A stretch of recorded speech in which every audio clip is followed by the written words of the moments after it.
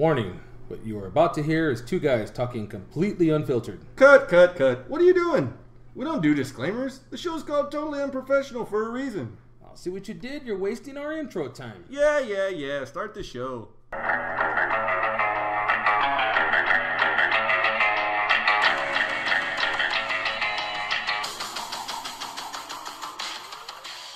They're dope. What'd you think of the game the other day? Which one? The first one. Which one was the first one? The one where they almost blew the fucking lead at the end. Oh. About came out of my chair. I'm thinking, I know that's something you guys got to learn, but man, Isaiah's been there a couple years already. Bradley should know. You're literally, like, I get they were up by 25, so he put the bench in, but those aren't mistakes you can make by throwing the ball into the defender, taking it out of bounds. Yeah, well, like, that's the things we talked about Crowder, so. Like, really? But then even still, like, in last night's game with Chicago, like, you got Jaylen Brown on the floor late in the game. Okay, that's cool. I'm cool with that. And then he goes and he knocked down a beautiful turnaround early in the game. And then in the later ends, he decides he wants to pass out of that and then turns the ball over when the game's on the line. Like, what are you doing? Like, come on now. You got to know better than that with his Magic Johnson shorts on. We're back. We are live on air. Right. We're debating purchasing a on-air / recording. Is that what it was? Yeah. Recording light so that we can hit the switch when we start recording. That way everybody in the house knows to keep the damn mouth shut. But I think that'd be cool. We're in the studio kitchen. Yeah, I don't know how much it would annoy Christina. So I'll have to definitely talk about that later. But no, I thought that'd be cool. We just click the light on so when everybody walks in the door, they know that we're recording. It'd be pretty funny. So our boys we were talking about our boys the other day. Started with a win. Yeah, against the Knicks. Albeit an ugly one to finish. Right. But overall, I think the team looked good. I liked seeing him use the bench as much as possible. But I think you can't let that game get that close. I think that game gets managed differently, though, if Marcus Smart's in that game. Yeah, and then we're talking about him, a couple of weeks off still? Two weeks. 2 weeks out. 2 weeks from being able to possibly come back. So then you're looking at him and Avery Bradley playing defense. You got Al Horford underneath. I mean, that makes it's a different. How good of a fit does he look like right now? I didn't like how many threes he shot in the first game. He shot 5 threes and only made 1. I thought he could have got away from that. And then they showed that in the second game, I think he took 2, I think. Is what it was. Excuse me.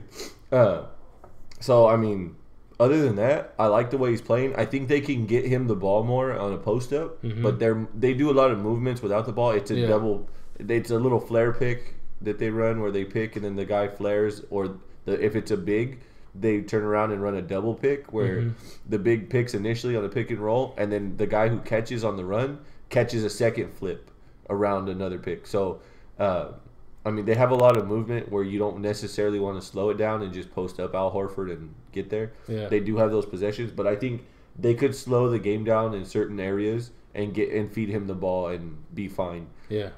He showed great shot from mid-range. I mean, I don't see any reason why he can't get there. Defensively, he looks like the perfect fit underneath as a rim protector because he's big. Yeah. Kelly Olynyk and Jared Solinger in years past were undersized and couldn't protect the rim. So it's nice to see somebody underneath there that can actually do that. Andre Iguodala blowing a layup here. Damn layup. We're watching the I Pelicans. just saw Warriors, that. We're watching the Pelicans Warriors game on ESPN. A couple of good passes too. It literally was 2 passes and it should have been a layup, but he missed the layup. But last night, I mean, you know, the Bulls look different. It was hard watching Rajon Rondo with the Bulls. It was, and him tearing us up here and there. You know, that was a little difficult.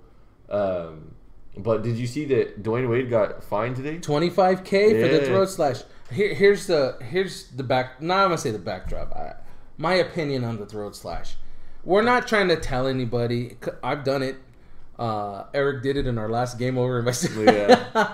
We're not telling anybody we're gonna kill him. If you're gonna sit here and try to say that symbols mean this and symbols mean that, you know, why do you allow shit like the ISIS sign around in the United States? Why do you stupid shit like that? That needs to carry more bearing than a damn throat slash in the heat of a basketball game. That means you're done. You know, I'm not trying to tell you I'm going to kill you or I'm going to slash your throat or I'm going to hurt someone. I'm trying to tell you this game's over. I just killed it. You know, if you look at it any other way than that, you're too damn high strung. You need to get out a little more. Too wound up. You know, you're just carrying some bullshit around with you. And we've had extensive conversations about babying people and kids and stuff like that. And, you know, he made the comment, he apologized to the youth of Chicago because they're trying to advocate less violence and stuff to that effect. And I admire the thing. I mean, that you're right. If you really felt like it... Hey, somebody who's actually working with the community. Oh, man, yeah. Just saying. If you really felt like like the youth was picking up violence in that issue, you know, from that perspective, the throat slashing on the court or on the maybe on the football field, then maybe you should go to the parents and start telling them that violence needs to stop closer to home before a damn basketball game or a football game. These kids spend entirely more time at home than they do at school or on the, you know, watching a basketball game or a football game. To say that one single incident like Dwayne Wade doing it one time just affected 10,000 kids and now they're going to go on a killing spree, that's a stupid statement. They got Kevin Durant for that a couple years ago. Yeah, I remember that one too. He used to do the throat slashing and the prayer hands. Well, they got Cam Newton for it too. You know, I mean, and I get it. Yeah, we're not trying to advocate violence, but please understand, that's a stupid assumption that he's saying he's going to kill someone. You know, he's not promoting violence by doing that. Speaking of things being like overly sensitive and overdone, how do you feel about the NBA moving the All-Star game? I didn't hear what they were doing. What okay, happened? so the All-Star game this year was supposed to be in Charlotte. Okay, and for the Hornets Arena, but because their state legislation is anti-gay marriage, they moved it to back to New Orleans. Well, you can't make a state rule one way or the other. Most of those kinds of laws, especially as of, you know, the last 10 years, are state voted on. So if you're going to do that, why not just pull your damn NBA team out of there? Because that's not going to change just because you take the All-Star game out of there. Right. It's just going to piss some people off, and it's going to say, now you're telling us we can't vote for something, but you can arbitrarily just come in and make a decision like that. That's kind of bullshit. I mean, the people spoke in there. I mean, are you going in there with Here's my question. If you're the NBA, you're aware of the social issues. In prior years, I would say you had a legit argument of like that issue was at the forefront of what was going on in society. So you were almost obligated as a major sport, one of the three major sports, to take some sort of course of action. Yeah. But that's not what the focus is now. Yeah. And it has, I guess for lack of a better phrase, has leveled off, where there's not so many people that are out against it. Yeah. Like even if you are in a state that shows that like, hey, that's not that legal voted here. not to pass it. Yeah. That doesn't mean that you're going to have a group of protesters outside the arena All-Star Weekend going off about gay marriages and gay people. Like I don't understand that. Well, and not only that, but whose decision was this? I mean, is this a player vote? Is this a management vote? It was Adam Silver and the commissioner vote. This is an executive vote. This is a small handful of guys saying, let's make this an issue again. See, they're going to bring this back up, flare an issue that I don't want to say it's not an issue because it is in some places, but they're going to flare something up that doesn't need to be flared up. What the hell are you thinking about? You know, you want to talk about promoting hatred? That shit is 10 times more of a symbolic showing of hatred towards a group of people than the throat slashing is. You know. That's kind of pathetic. That's a pathetic reach by the NBA trying to do some bullshit. So I read an article. I don't know if you've seen this. Do you know who the guard is from Fresno State that got signed by Miami? No, I do not. So this guy was undrafted. He wound up signing with Miami. He was from Fresno State, and he went ahead this last season and was a restricted free agent. So this guy, like, it was, you know, you got to remember this year the salary cap went up and people went bananas, right? So they all knew about the salary cap, and so this guy's agent was like, hey man, you know, he have the opportunity to go ahead and match any offer that you get. And so they were like, okay, you know, that's cool. He's like, I'm thinking I'm probably gonna get, you know, $4 million, you know, something like that, something in that range per year. Well, then all of a sudden, like, all these offers started rolling in from different teams, and before you know it, the offer that was on the table was 4 years, $50 million. Wow. And because Wade took off and went to Chicago, Miami paid and brought him back Wow. and matched the offer that was on the table from someone else, which was the Nets. The Nets were the ones that were offering him the deal. And Miami said, "Nah, you're gonna stay here. Stay here. We need you now." This guy's not a superstar. This guy's not a well-known guy. Well, it's more about role players and them being able to support the superstars when they're on their good days and play some big minutes when they're not. Yeah. You know, so those guys, those role players to me are just as important. You know, I thought it was interesting. The article caught me because it was a Fresno State guy, and I was like, "Wait a minute, what? Like, when did this happen?" That's cool. No, I did not see that article. Jake said that he watched C.T. Fletcher's documentary, My Magnificent Was he all Obsession. pumped? Was he pounding his chest? I got a picture on Snapchat today of him on the treadmill going, "I command you to grow, motherfucker." So that's awesome. he's like, "It was real good. I didn't know about his life and his struggles and all that stuff." That's an interesting story. If you've never heard it, you definitely got to hear it. I mean, it's one of those inspirational stories. You know, if you're sympathetic or you're one of the lifters or the fit people, and you haven't heard it, man, this will make you want to go to the next level. Mm-hmm. You know, you'll see that and you'll instantly be inspired. So, that's definitely something to look for if you haven't. For sure. Not on the to watch for list. No. Because that was on Monday. Yeah, that was on Monday. That was on Monday's list. Conor McGregor. Did you see his news? I did not. I have not been keeping up. I need Apparently, you haven't been. You've been working for real. Yeah. What the fuck? So a couple things in MMA pretty crazy. One thing is McGregor. He said that he has a huge announcement coming up after the fight. Yeah, I do remember that. It's starting to be leaked out that he's going to take over a year off. Wow. That he wants to settle down and get married with his longtime girlfriend and take some time. In 3 years that he's been like such at the forefront of the UFC, he's had 10 fights in 3 years. Mm-hmm. So he's looking for some time off. He's one of the most, if not the most active fighter in the UFC since he's been there. How many fights does he have left on his contract? That I don't know. I've heard that he has a 10-fight deal was the new deal that he negotiated. But that was after the Aldo deal, after the Aldo fight. So he's nowhere near his contract being up or anything, but he is saying that, you know, that he's like, it's going to be positive, don't worry, it's positive. And now there's multiple sources that are saying that he plans and intends to take at least a year off to recharge and go ahead and do the whole family life thing for a little bit. Yeah. People forget that he's not even 30. Like he's not he's even a young close. cat. Like, I mean, he's a young guy, and they're saying that like by him walking away to take time off at his peak, that he's not retiring. Yeah. He just wants time away. Time off, yeah. And they're saying that the demand for him when he walks is going to be so much higher when he comes back. Yeah. Oh yeah. Yeah, we thought we couldn't touch a ticket the last time. Yeah. I mean, it'll be. I don't want to say ridiculous. Make you sell your grandmama up the river. Well, one of the things that that we've been able to do in the couple of fights that we have been to is Louis got UFC Fight Pass and he's a premium member there, so we get a couple of days early. We're actually getting face value of the tickets. Now, our highest bid for the tickets. Do you remember what it was? Was it $2,500? They tried to buy our tickets from.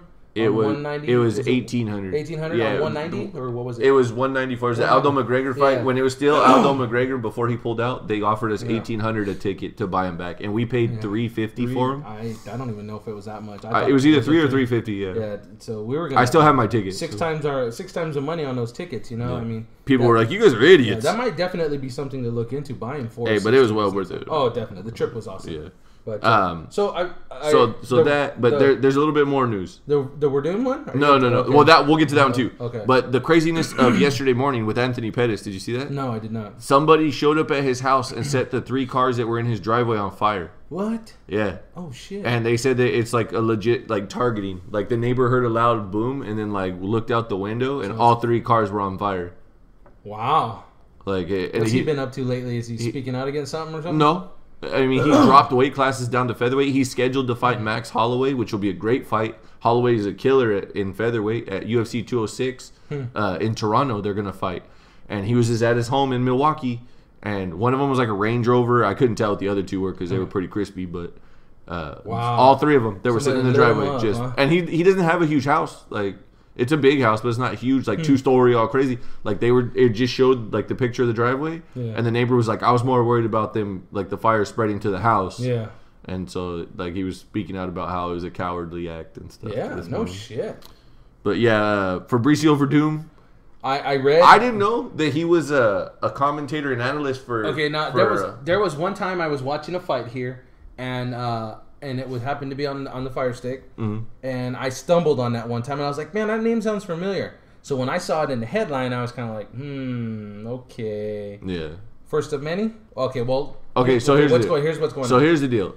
If you didn't know, Fabricio Verdum is the ex-heavyweight champion. Stipe Miocic is the one that beat him. Then he fought Travis Brown. He's the one that landed the big jump kick that started the fight and busted up Travis Brown's hand. He wound up winning. He wants a title shot. So he's fighting Cain Velasquez in his next fight. He came out and said that I don't like the sponsorship situation, that I could make anywhere from $1,000 to $200,000 instead of $5,000. Instead of $5,000 because they go off of how long he's been in the UFC, not how long he's been an MMA fighter. How long he's been in the UFC. Yeah. So he only makes $5,000, and then he makes like $8,000 if he wins. Well, every fighter gets that as their sponsor money, right? That's part of the Reebok deal, is their paid money and their sponsor money are together. Yeah. So you get a certain amount for the walk, and then you get that it's either the same amount or a little bit more if you get a bonus for winning.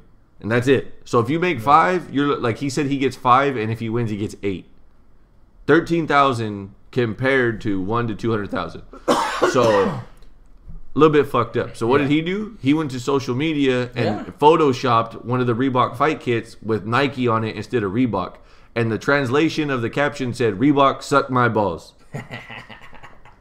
So then he apparently, I didn't know this until this morning when I read the article, that he's an analyst and like does the Latin version of UFC Tonight and all that stuff. He speaks Portuguese and stuff like that. So he's Brazilian, and so he does their broadcasts and stuff like that. They took him off there. Yeah. Like they were just like, you're no longer an analyst. So they didn't punish him by like saying like, oh, we're going to cut your pay or you don't get this fight. They said, that's fine. You're no longer an analyst for us. Yeah. So he's hoping that he's encouraged other fighters to step up and speak out and say, hey, this is unfair. So we'll see, what. Well, if they get enough of, first question. Okay. First one of many in line here? Yes. Okay. Yeah. If you got somebody who carries weight, and I'm not saying he's a superstar because he's not, but he's a former world champion. So now you're getting somebody on the higher end going, hey, I'm only making $5,000, and there's people that have been here longer than me that aren't or have not been a champion, and they're making more fucking money than I am. Yeah. That's a problem. Yeah. So, not the first in many. Second, we've talked about this before. If enough of those mid to lower level fighters get together and say, nah, it's time to start standing up and shit. Is there a change? I don't know. I mean, I can't say that right now because there's so many changes going on within the company itself. You have 15% of the employees from UFC Canada let go because of WME's situation of overlapping the whole all the job situations. Yeah. So they didn't want to have people with a bunch of the same jobs. So they let go 15% of the people. And there's some big names there. They cut 13 fighters off the roster. Some of those guys, I didn't know who the hell they were. Some of them, they were decently known guys. Yeah. I mean, there's a lot of stuff going on right now.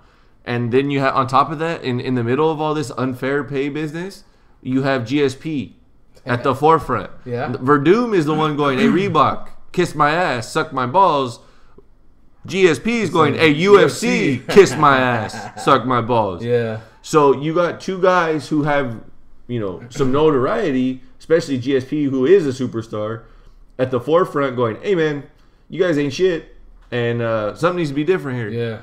So do I think that it's definitely in a position because now you're seeing more and more people speak out? Here's the other problem, okay? It's not just the sponsorship money. They don't like the way that the company's being ran.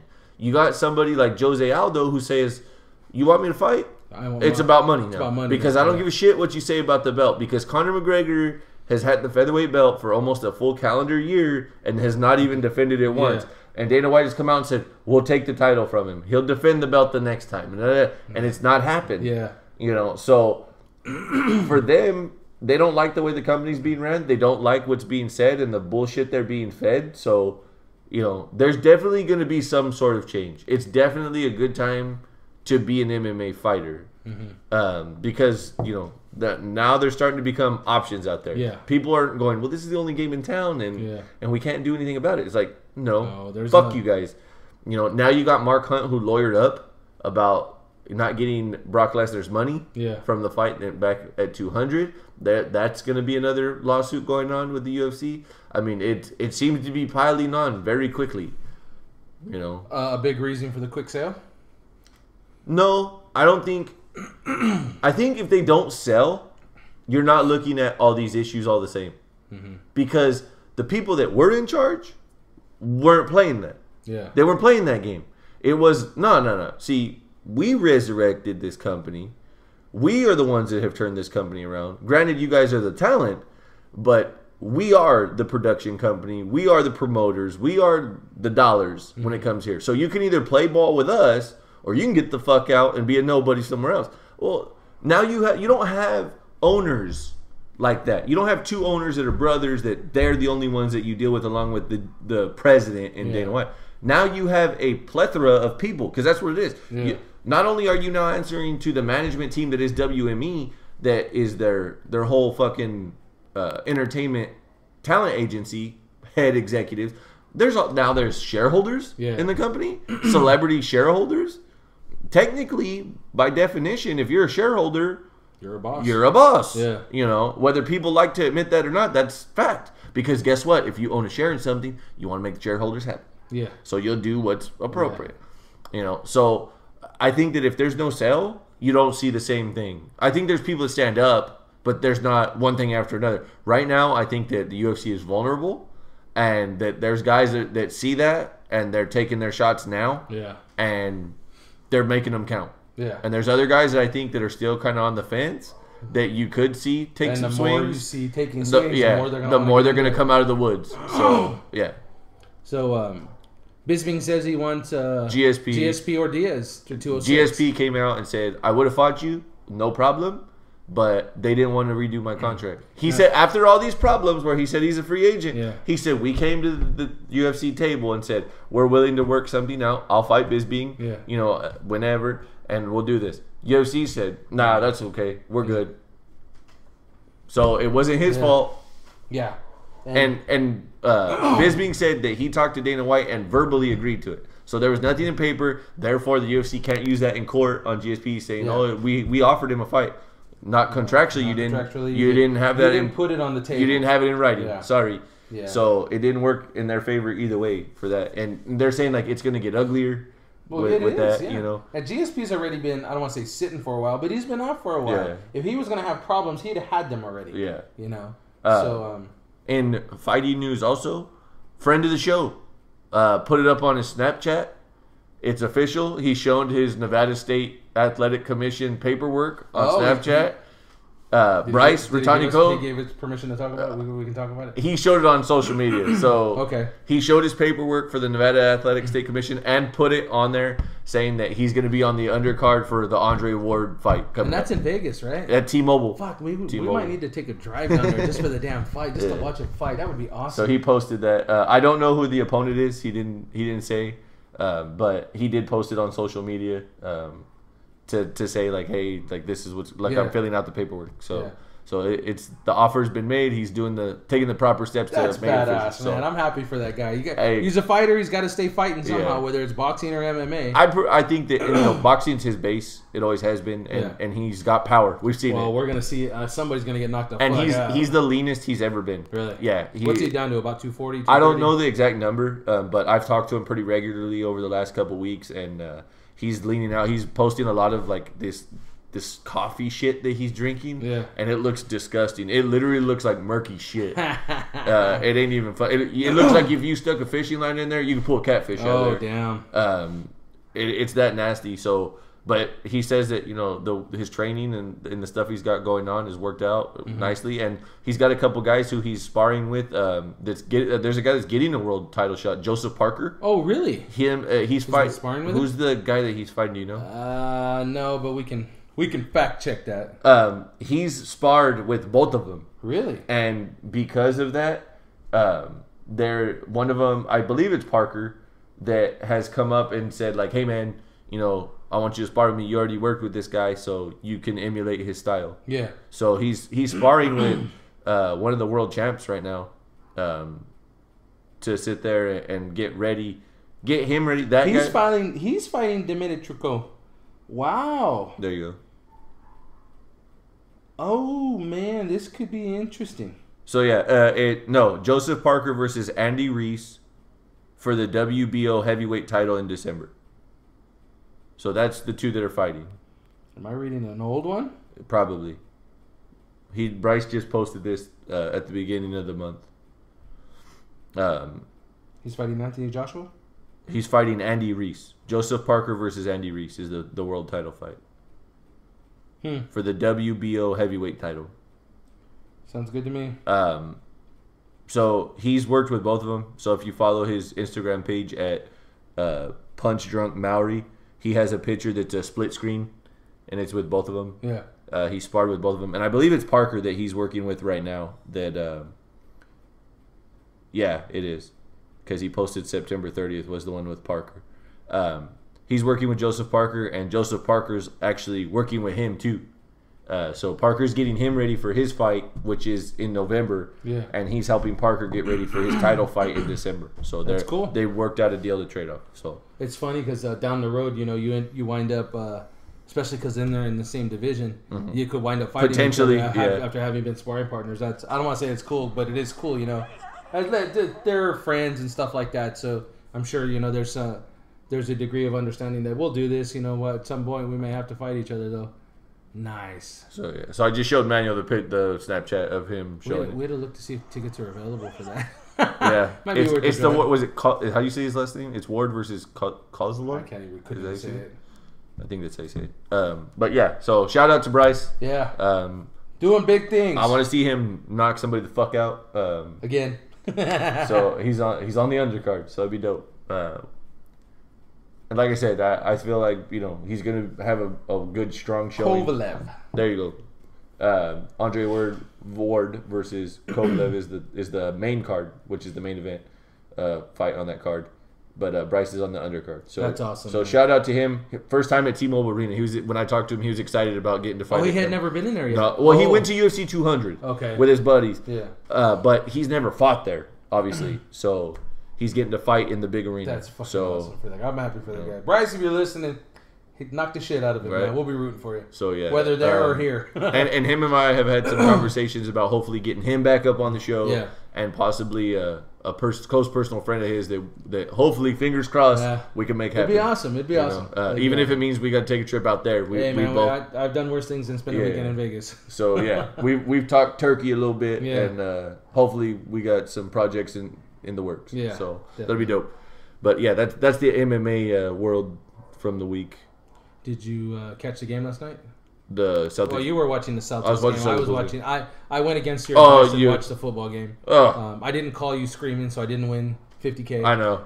I told you it was bad juju to watch the game, man. You should just watch the basketball game. Well, I don't want to say in my defense, but I really needed two guys who, I don't want to say underperformed, but did what they always do. I needed them to do something big. I'm looking for lightning in a bottle with that DFS, So I don't mean to interrupt you, but doesn't Alvin Gentry look like he should be in a horror movie? Yes, he does actually, especially when he starts getting really excited. You notice his eyes get a little bit bigger. Got them beady eyes. Yeah. Oh yeah, man. All bad. But anyway, the football. The DFS, like I said, I'm trying to catch lightning in a bottle with something like that, and I was there. I was in the right spot. Ironically, okay, so you'll like this one. I'm in the same spot for Thursday, Sunday morning because the Thursday night game gets paired with the first primetime game, which will be the Bengals and the Redskins. The Redskins, yeah, they're playing in London this weekend, so I had the Bengals and the Native Americans. We're sorry.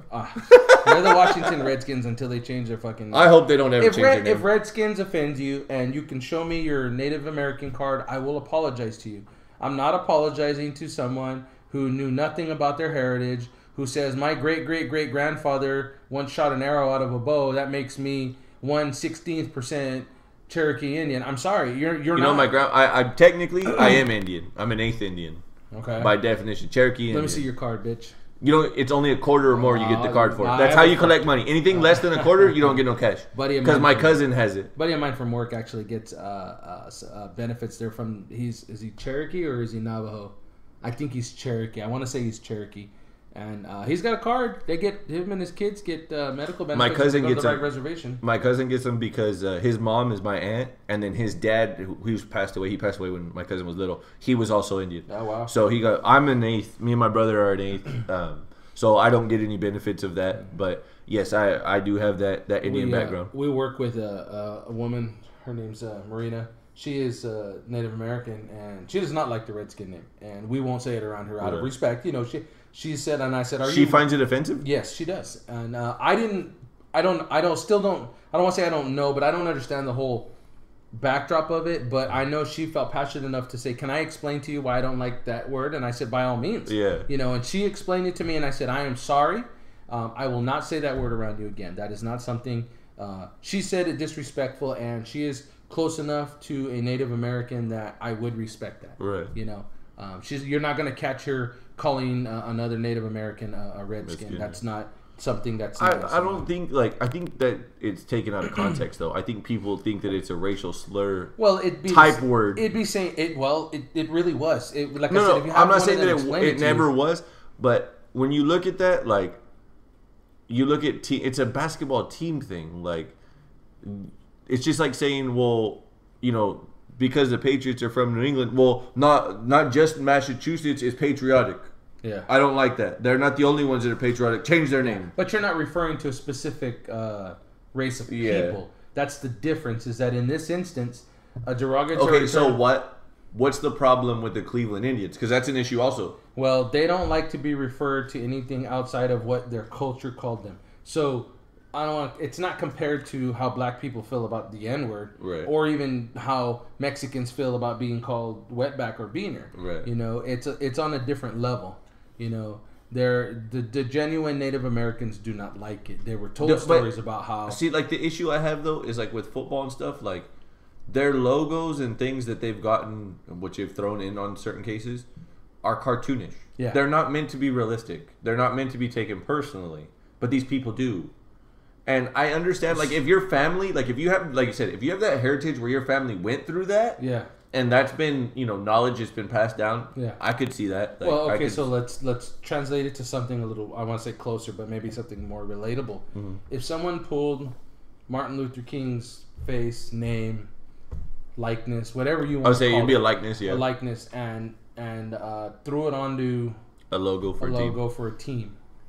And it had nothing to do with who he was, what he stood for, or any of that. Could it be considered offensive? I'm not saying is it, because, I mean, obviously neither of us come from that. I'll do you one better. The Celtics.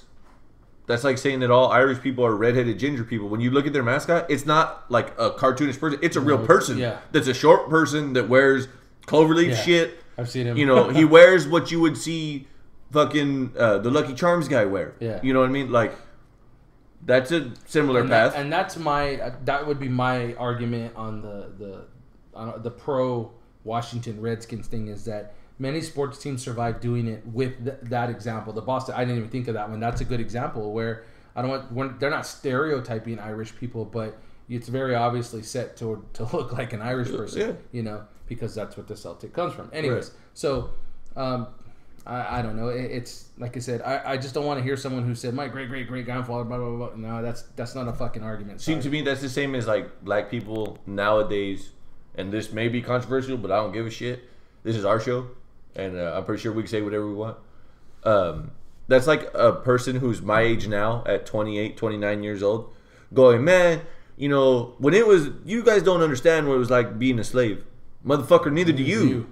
You don't get to play that card. And actually, that's the argument these days, is that they claim that there's still a version of slavery to that. I mean, and obviously, I mean, here in California, we don't deal with, I don't want to say black people, but we don't deal with the racism that's applied to blacks as much as on the east or the southeast. Yeah. You know, those southern states. Yeah. We don't deal with it here. Here, you're talking more about Hispanics having been here, and however you want to say history, you know, evolved itself into it. We deal more with that here. So, you know, saying that you know, well, you don't know what it was like to be a slave would be like some Hispanic from California saying, man, you don't know what it was like to pick grapes back in the 50s and the 40s.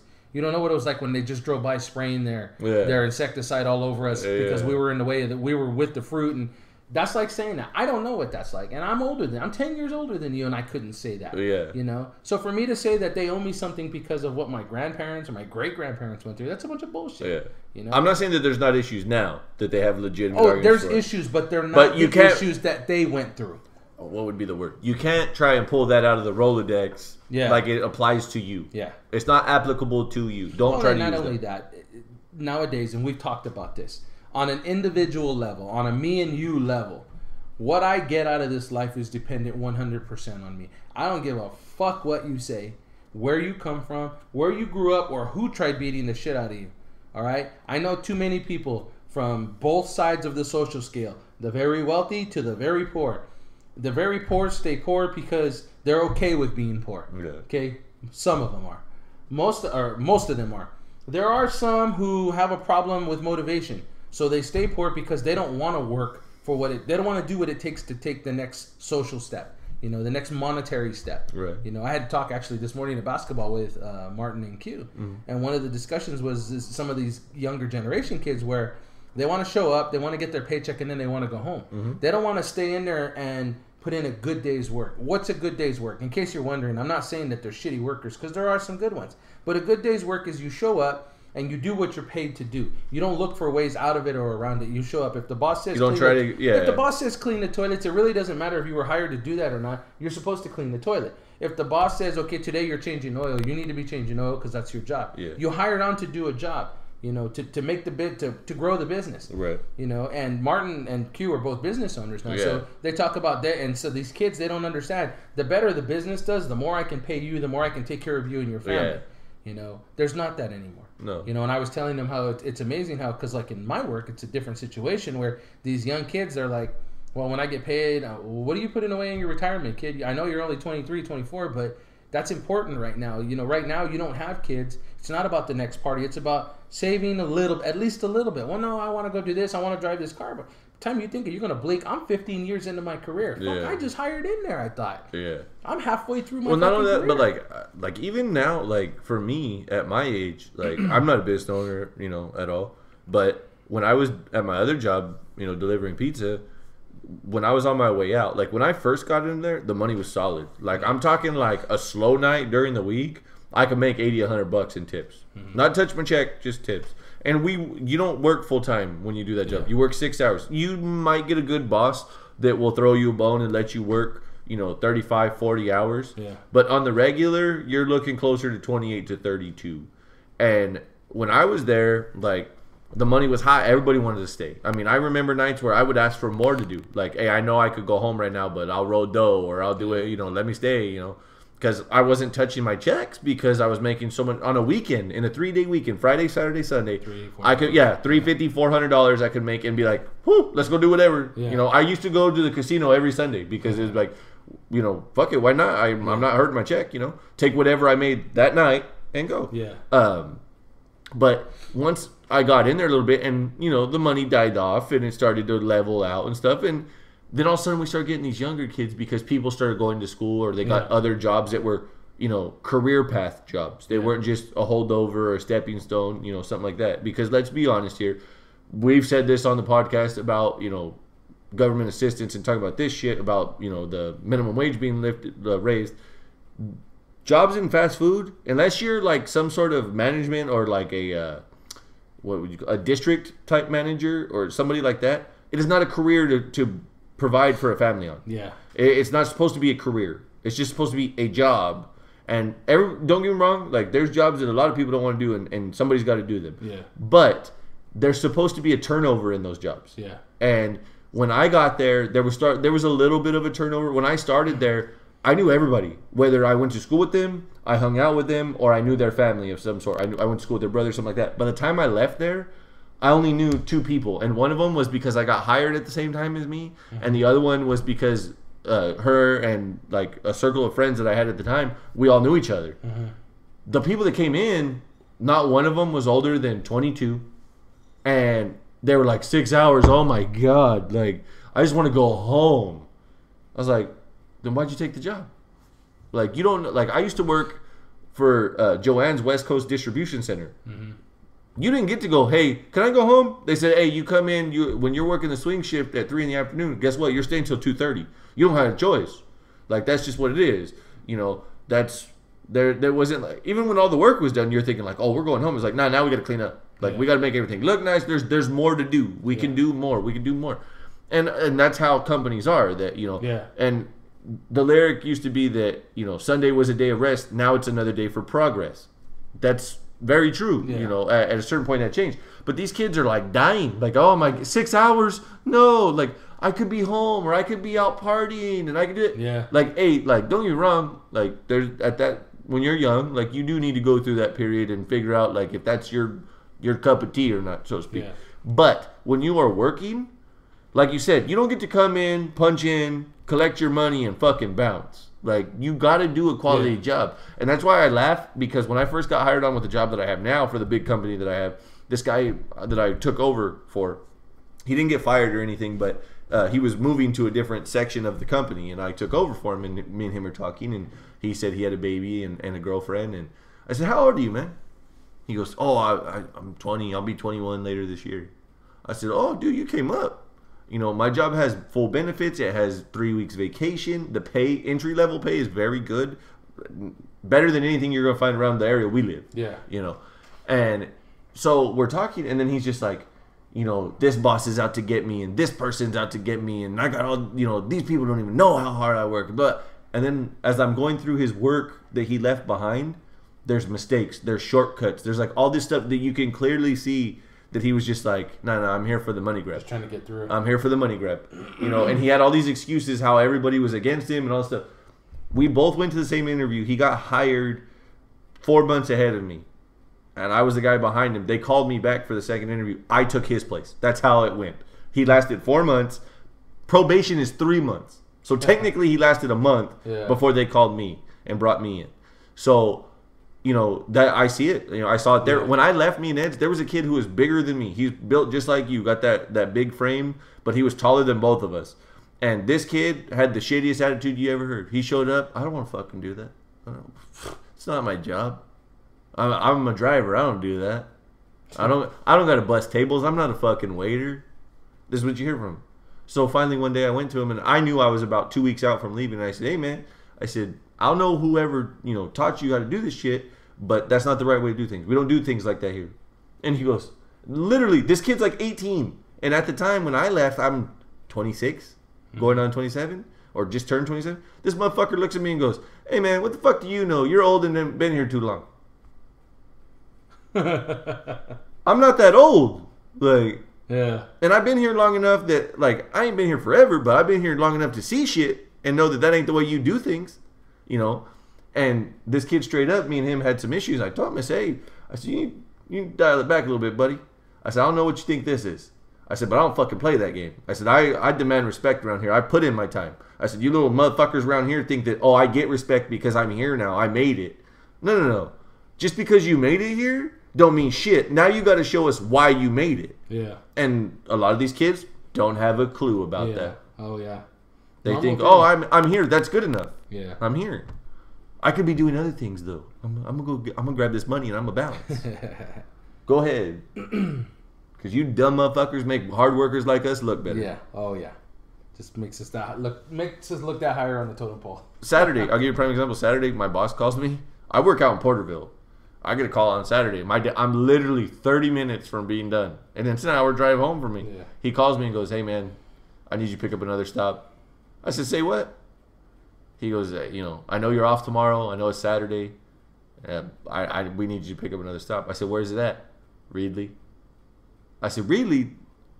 Well, is there a load?" "No." "All right, I'm there." And he's like, "For real?" "Yeah." "All right, I appreciate it. You know that." Well, they had to pay me the mileage to drive there, back, but it's an hour and 15 minutes to get there. Yeah. It was a 30-minute stop. Yeah. You know, I was on overtime by the time I got there. I was, during the drive I hit overtime and stuff like that. But I talked to him today. He called 3 other people that turned him down. Yeah. Because they were like, "Nah, I'm already home. Nah, I don't want to. Nah, I don't." Whatever excuse they had. I was like, "Nah, I'll take it. I'll take it. I'll do it." You know. I get told a lot, like, you know, especially by my family and people around me, and you know me, you know, just as well as my family does. Yeah. That there's times where I get told, "Hey, man, don't you ever slow down? Like you do all the things you do. You do the coaching thing. You do the work thing. You don't say no." It's like no. Like I'm at that age right now where I'm prime for work. Yeah. When it comes to work, I'm in my prime. Yeah. Oh yeah. So I know that feeling. So all these young punks that think that they can sit there and run, go ahead, take off, because I'm in my prime right now and I'll keep working. Little bit of football news. C.J. Anderson done for the year. Depends on it's on ESPN already. Depends on what report you read. They're saying he could be back as soon as 8 weeks. How long ago did your report come in? This morning. Okay, no, there's been 3 since that. I'm gonna read it to you right here on air. I'm gonna read it to you. You gonna read the newest one, or you gonna read the one that you got sent? No, I read it like right here on. Here it is, right here. ESPN.com news services. Broncos place running back C.J. Anderson on injured reserve. According to ESPN and multiple reports, Anderson had a orthoscopic procedure to repair meniscus in his right knee Thursday. While Anderson was on the injured reserve, he has to be out at least 6 weeks by being put on the reserve before he can return to practice, and has to be out for a minimum of 8 weeks before he can play in the game. Yeah. The Broncos only have 9 games remaining. At best, he will return for the playoffs. Again, this season? That's not regular season. This playoffs. Again, this season? That's not part of the... I just said he's not. When you say out for the season, it means he's shelved and he's not coming back for the 16-17 season. This is why I say this. They have to make the playoffs. Yeah. I don't think... I don't see them not making the playoffs right now. Between them and Oakland, you might add 2 losses for each one going down the stretch. I think both of them finish... I think you're going to have a 1-2 finish there, and between the 2 of them, one will be 11-5. You think Kansas City falls off? Yes, I do. I can't see Kansas City outside of Kansas City beating Oakland and Denver. Well, they've already beat us once. Yeah, well, I'm saying, but that was in Kansas City. Yeah. I mean, that's a different... Kansas City's a different animal outside of Kansas City. Their defense is a different animal, you know? I don't know. I think that's Oakland and Denver's division to lose. Do I think Kansas City can finish 10-6? Yes, they can, but I think their division record is going to hold them out. I see them 3-3 possibly, you know.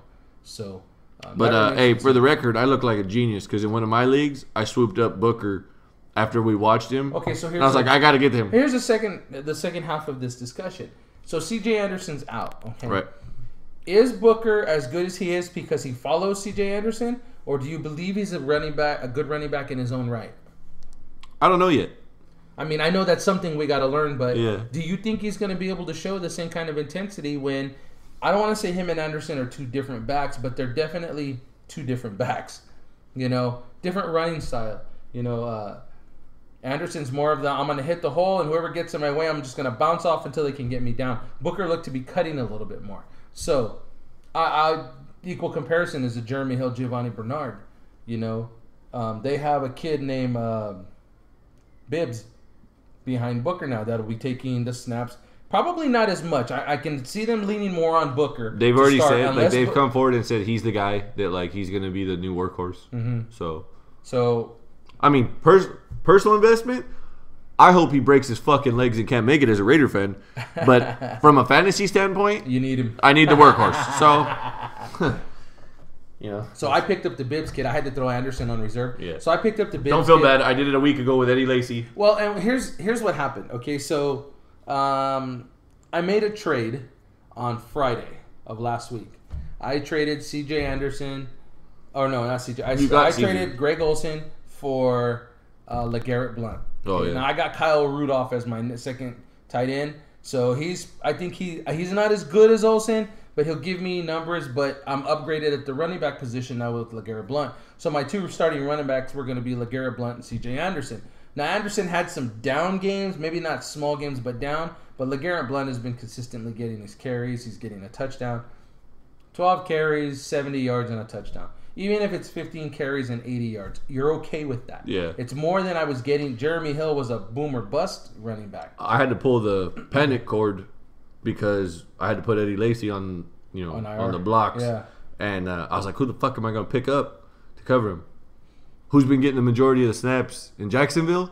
TJ Yeldon. Yeah. I was like, I just need an okay game. I don't need a spectacular game. I don't need. What did he do last night? 10 points. Okay. That's all I needed. You know what? That's all I needed. Yeah. That's all I needed. I was like, I'll take it. Okay, so I make that trade, and I'm there. So news comes down Tuesday that Anderson's going to have surgery. Wednesday, he's out. You don't know how long yet, but he's out. So long term out. So I sit there. Now, the problem I had, here's the issue I had to start, is that when I made this trade with Kyle Rudolph and LeGarrette Blount, or Greg Olsen and LeGarrette Blount, I made it assuming I was going to have Anderson to fill in the gap where Hill and Blount are off week 9. Well, now Anderson's out. I'm screwed. I only got one running back for that weekend now. Uh-oh. Right? What the hell am I going to do? I don't know. So I looked into there. Bibbs will get the second amount of carries. Yeah. You know. So and he'll probably be the third down back is what I'm guessing, but that remains to be seen. Right. So I dumped Bibbs on the bench. I'm gonna start Hill and Blount this week, and then I had to have a flex player. Fuck, man. Terrell Pryor was supposed to be my flex player, except Antonio Brown's on a bye this week, so I needed to throw Pryor into a receiver. So who do I throw in? Allen Hurns. He didn't do shit.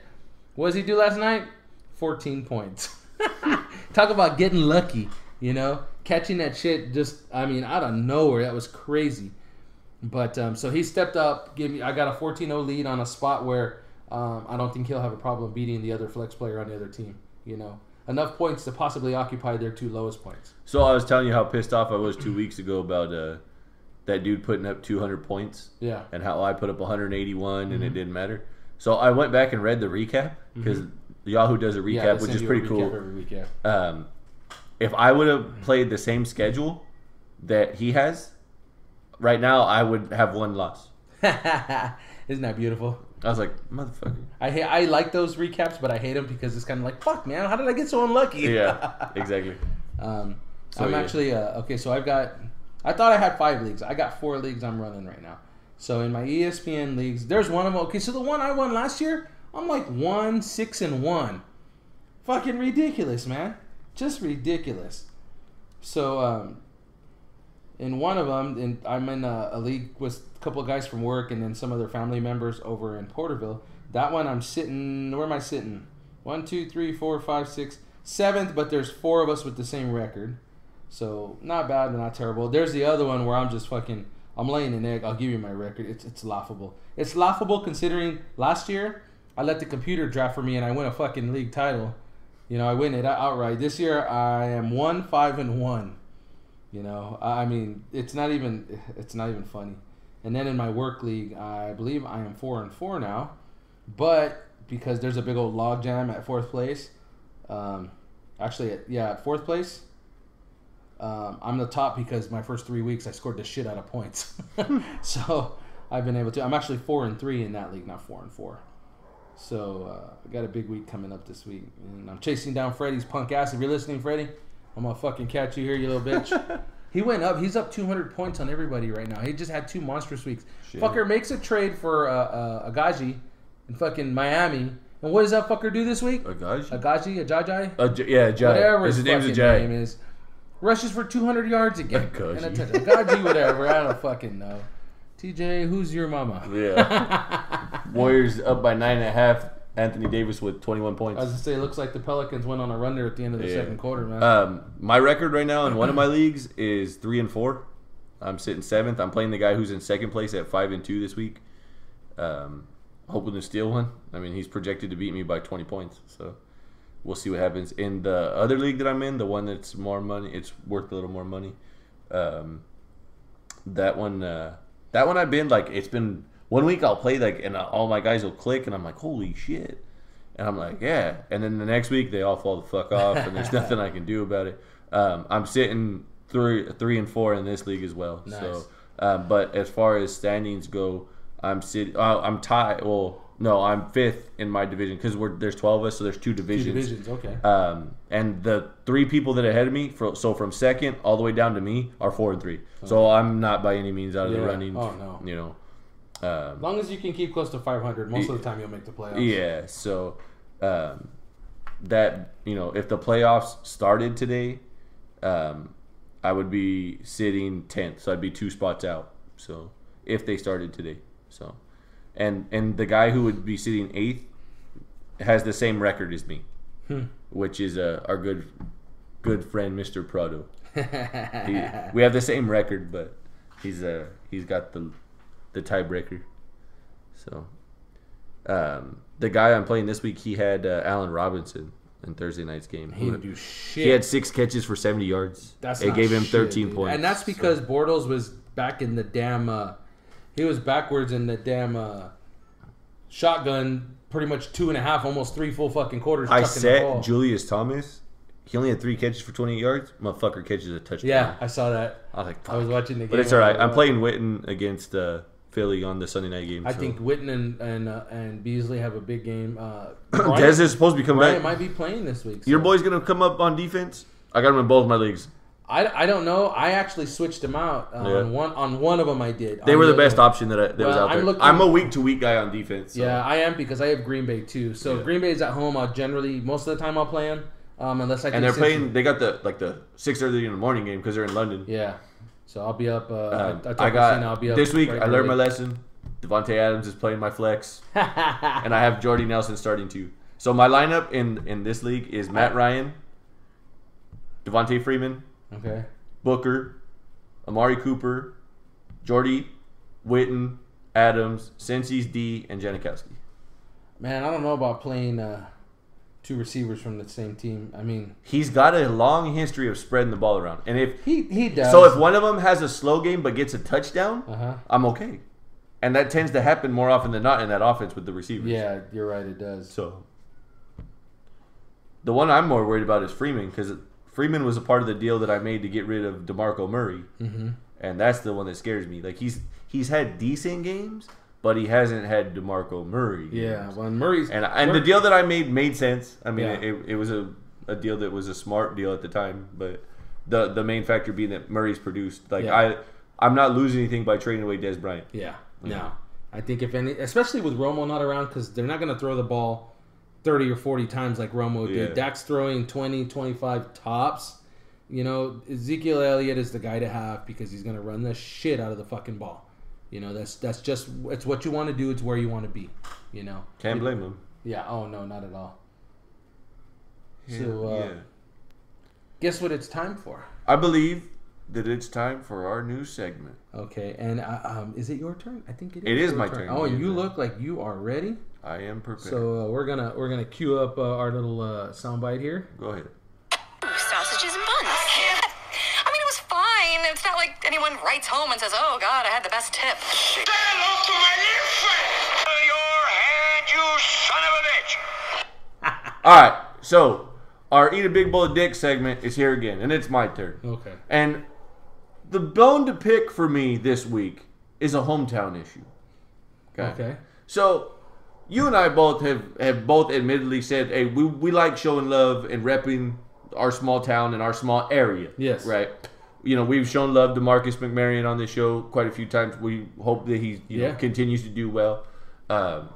You know, he's over at Oregon State doing his thing. Now, that being said, you know, I'm a Raider fan.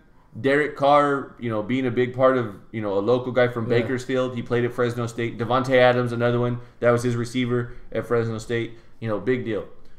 Fresno State, in 3 years that Derek Carr has been gone, has fallen the fuck off the map. Want some season tickets? Right? I know a guy. Yeah. Literally, they went from winning back-to-back Mountain West championships to falling the fuck off. They are 1-7 this year. Yeah. And I know there's going to be some people out there going, why are you not sticking with the hometown team even through the hard times? Hey, fuck you. They shouldn't have fallen off this bad. Not that bad. It's gotten so bad that they did the unthinkable. And they fired their head coach and said that Lane Kiffin is on the list of potential replacements at the end of the year. So, Lane Kiffin, if you don't know, was a coach at Tennessee. And then go back further. He's actually Pete Carroll's offensive coordinator over at USC. Yeah. So he was there. That's how he got his name. Yeah. Then he took over the Tennessee job.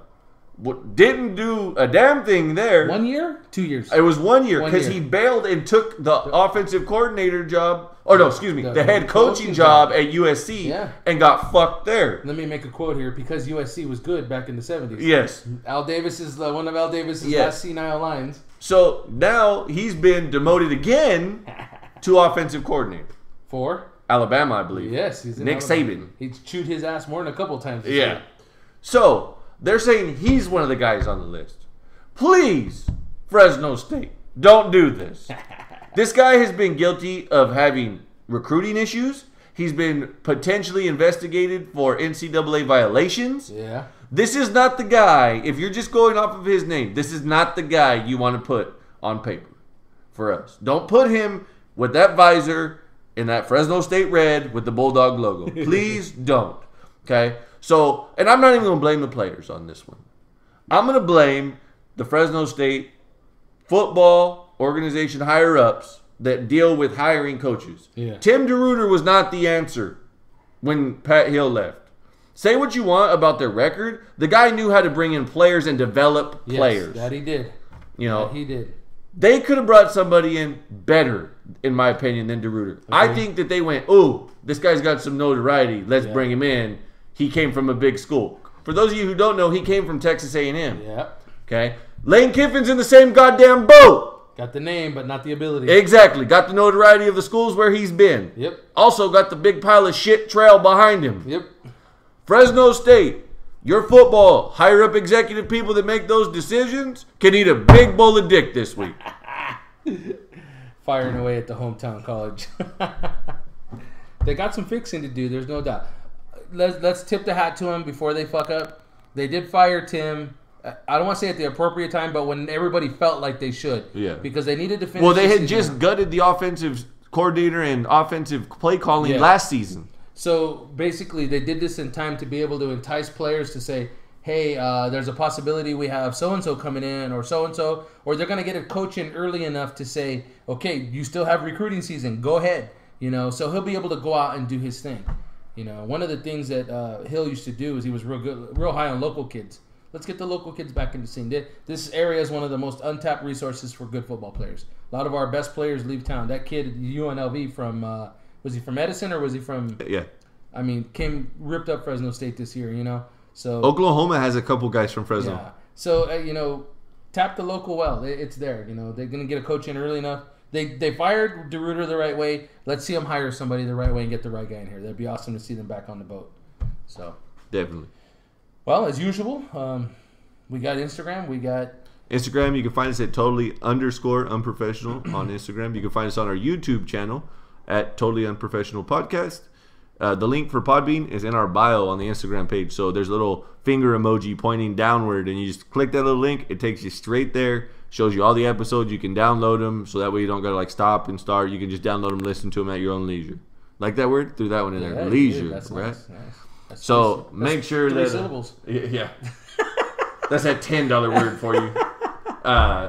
What to watch for? What to watch for? We got a WWE pay-per-view Sunday. Yes, Hell in a Cell. First time ever, women inside Hell in a Cell. Ooh. Sasha Banks and Charlotte, Ric Flair's daughter. Nice. They're talking they could possibly main event the pay-per-view. Nice. That would be interesting. So if you're a WWE fan, yeah. that's one to go to, one to watch for. Also, Gio will be here on Monday. Yeah. He's already been confirmed. He'll be here Monday. We'll talk some wrestling. He was at WWE NXT this week. That was at Sound Arena. Oh, wow. So he was there. He got to see Shinsuke Nakamura, Samoa Joe. So we're clear real quick. We hadn't discussed this. Okay. Might as well do it with the listening audience. Okay. Monday is Halloween. Yes, Will you not be giving out candy? I will not. So you're going to tell those kids they can eat a big bowl of dick, basically. I might put a big bowl of dick out front. I'm not going to lie to you. That was going to be my segment for Monday, but it's your turn, so I can't give that one. That is too fucking hilarious. Which is interesting because that's my night is going to be ran up because we have practice. Yeah. You know, and everything going on. Okay, so we till got 6 We o'clock. got another broadcasting issue because Yeah. now I'm going to be at practices later than you are. Yeah. You'll be done earlier, so Yeah. we'll have to Monday focus nights on- is not a problem, Yeah. but Fridays could be an issue. No, Mondays is not a problem. what I Mondays said. is the problem. Fridays won't be the problem. No, you got it backwards. Tuesdays I'm off, so it don't matter how late we go on Monday. Well, most Fridays I will go early and do conditioning stuff and practice Saturday morning because I can. Well, that's great. I get done early on Fridays because I'm in the first practice. Well, you see, that's what I'm saying. So it works. So Mondays what will be the issue. It won't be Fridays. Mondays won't be an issue because I'm off on Tuesdays. Yeah, So Fridays will, because Friday will be a mostly conditioning day for my team. Yeah. That's something I think I'm going to do different this year. So, anyways, we gave you everything. We gave you a lot of stuff today. A lot of opinion today. I like that change in. Yeah. The only thing we didn't give him is some dick. Wow. We gave him a big bowl of dick. That's why we had that segment, right? That's right. So, all right. Thanks for listening. This Episode 47. Episode 47. We're 47. Almost to 50. So the guys at work think that the over/under is like 3,000 for us to get some kind of sponsor. Or Jesus, so 3,000. I told them they could eat a big bowl of Yeah, fuck 3,000. Fuck out of here. So we're gonna have Gio on Monday. I'm trying to get my brother to come back. That'd be awesome. Try to have him on and talk some business. Him and I. It won't be Monday because Street Outlaws is on Monday. That's his show. That's his show. If you watch that show, it's guys from Oklahoma. They have a top 10 list. Oh wow! And they got a race on there. They've had this is season 8, I believe, that they're on the show. And two of the guys that one of the guy runs the whole thing and races, and then the other guy, he is his best friend, and they have what they call it's their own shop. It's called Midwest Street Cars. They have a show called the Chief and Sean Show that's also on Podbean, and it's hilarious. Really? So if you get a chance, while you're listening to us, you can jump over listen to them. Tell your friends to tell their friends, and we can be friends. There you go. Right? So for episode 47, I'm Justin. I'm Manuel. And we've been totally unprofessional.